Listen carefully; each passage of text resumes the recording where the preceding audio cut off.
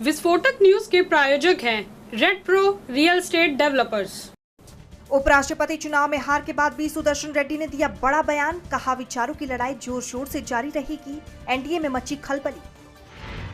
पूर्व उपराष्ट्रपति जगदीप धनखड़ ने तोड़ी चुप्पी। नए उपराष्ट्रपति सीपी राधाकृष्णन को दी बधाई। इस्तीफे के बाद नहीं आया था कोई बयान। 13 सितंबर को पीएम के दौरे से पहले मणिपुर में बवाल। मणिपुर में यूनाइटेड नगा काउंसिल ने 2 नेशनल हाईवेज को किया ब्लॉक। केंद्र से की भारत म्यांमार बॉर्डर पर फेंसिंग रोकने की मांग। पश्चिम बंगाल में चुनाव से पहले उठा भाषा और क्षेत्रीय अस्मिता का मुद्दा। राज्य की सीएम ममता बनर्जी ने कहा कि बंगाल को बंगाली ही चलाएगा, दिल्ली के लोग रहें दूर। शिवसेना यूबीटी के मुखपत्र सामना में छपा लेख। मुखपत्र में तानाशाहों को दी गई चेतावनी। लिखा, संभल जाए वरना नेपाल जैसा होगा हाल। बिहार एसआईआर को लेकर आया बड़ा अपडेट। ईसीआई ने बिहार के मुख्य चुनाव आयुक्त को लिखा लेटर। आधार को स्वीकार करने का दिया निर्देश। कांग्रेस सांसद राहुल गांधी पहुंचे अपने संसदीय क्षेत्र रायबरेली। बूथ स्तर के कार्यकर्ताओं से कर रहे मुलाकात। राहुल के 2 दिवसीय दौरे का है आज पहला दिन।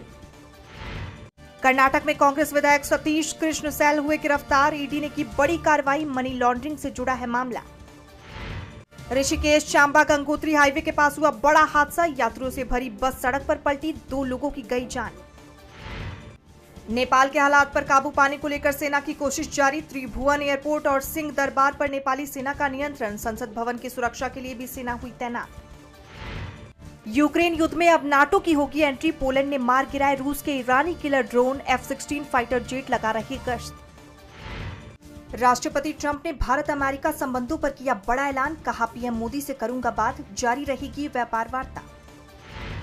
अमेरिकी राष्ट्रपति डोनाल्ड ट्रंप ने यूरोपीय संघ के सामने रखी मांग। कहा, चीन पर 100% टैरिफ लगाए भारत। पुतिन पर दबाव बनाने का नया प्लान।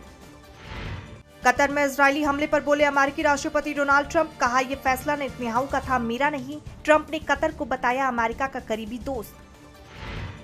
आईफोन 17 सीरीज में सबसे पतला आईफोन हुआ लॉन्च। शुरुआती कीमत 1,20,000 रुपए। हार्ट रेट बताने वाला पहला एयरपॉड्स भी लॉन्च।